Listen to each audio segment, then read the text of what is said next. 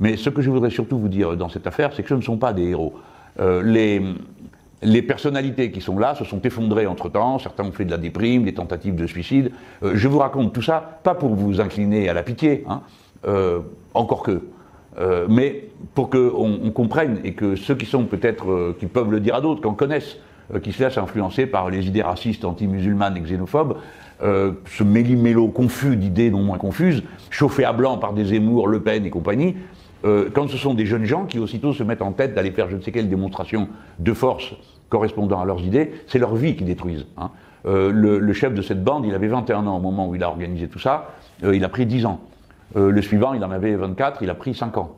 Il y a une quinzaine a commencé le procès de 10 jeunes gens qui ont été arrêtés, qui avaient constitué une association, organisation qui s'appelait OAS, sur le modèle de l'organisation de l'armée secrète qui intervenait contre l'indépendance de l'Algérie à l'époque de l'Algérie française, et en souvenir, en mémoire, en référence à ce combat d'extrême droite, ils avaient appelé leur groupe comme ça. Et bon, ce sont des gens jeunes qui se sont fait gonfler la tête sur les thèmes racistes, sur les thèmes d'extrême droite, sur des thèmes de violence anti-musulmane, et qui avaient prévu de faire des attentats dans une série de mosquées et d'agresser des personnalités politiques.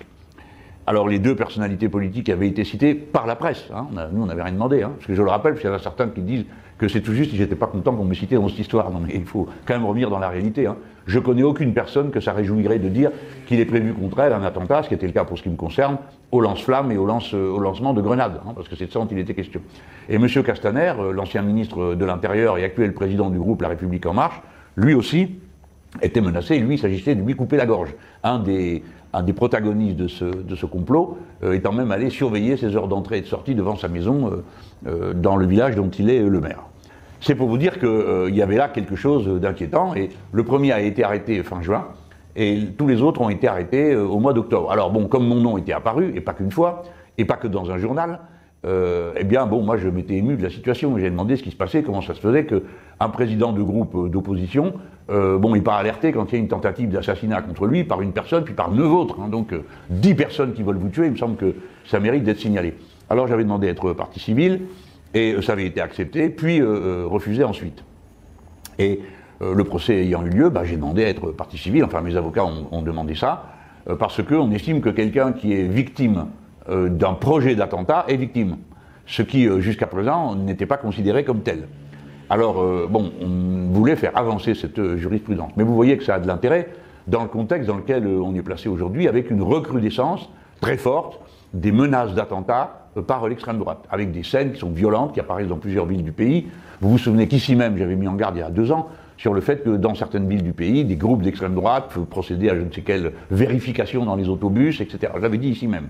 Bon, maintenant ça a contaminé, il y en a partout.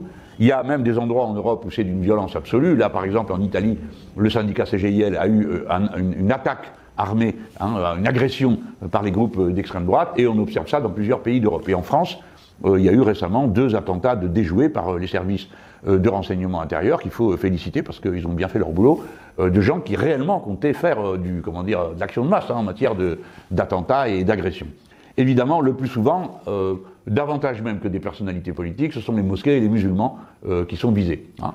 Donc dans l'ambiance dans laquelle on est, vous comprenez que tout le monde est extrêmement vigilant à faire ce qu'il faut pour ne pas encourager ce type de comportement, et lorsqu'ils sont constatés, à le punir.